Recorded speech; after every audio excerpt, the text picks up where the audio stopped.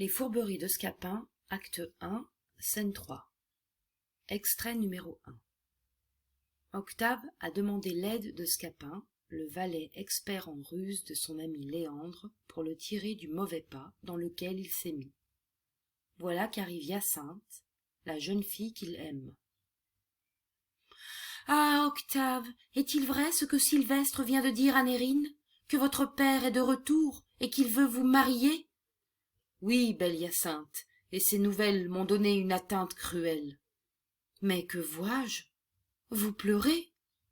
Pourquoi ces larmes ? Me soupçonnez-vous ? Dites-moi de quelque infidélité, et n'êtes-vous pas assuré de l'amour que j'ai pour vous ? Oui, Octave, je suis sûre que vous m'aimez, mais je ne le suis pas que vous m'aimerez toujours. Oh, peut-on vous aimer qu'on ne vous aime toute sa vie ?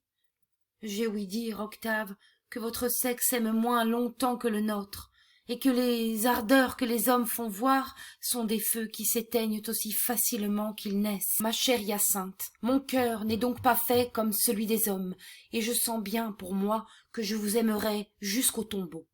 Je veux croire que vous sentez ce que vous dites, et je ne doute point que vos paroles ne soient sincères, mais je crains un pouvoir qui combattra dans votre cœur les tendres sentiments que vous pouvez avoir pour moi. Vous dépendrez d'un père qui veut vous marier à une autre personne, et je suis sûre que je mourrai si ce malheur arrive. Extrait numéro 2. Scapin veut préparer Octave à affronter son père avec détermination.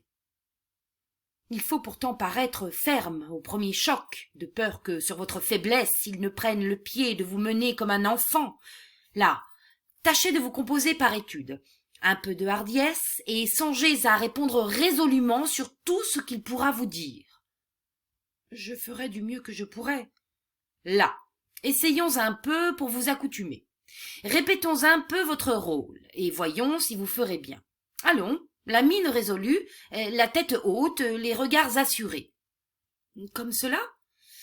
Encore un peu davantage. Ainsi ? Bon.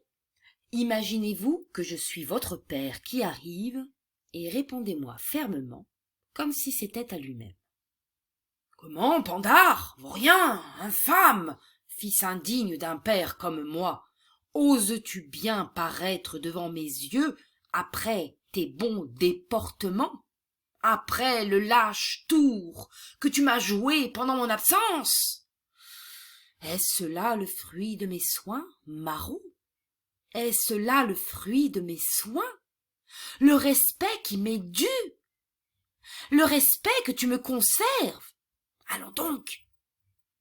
Tu as l'insolence, fripon, de t'engager sans le consentement de ton père, de contracter un mariage clandestin. Réponds-moi, coquin, réponds-moi, voyons un peu tes belles raisons. Oh, que diable, vous demeurez interdit.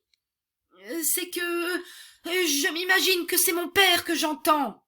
Eh oui, c'est par cette raison qu'il ne faut pas être comme un innocent. Je m'en vais prendre plus de résolution, et je répondrai fermement. Assurément, assurément. Voilà votre père qui vient. Oh ciel, je suis perdu. Oh là, Octave, demeurez, Octave. Le voilà enfui. Quelle pauvre espèce d'homme. Ne laissons pas d'attendre le vieillard.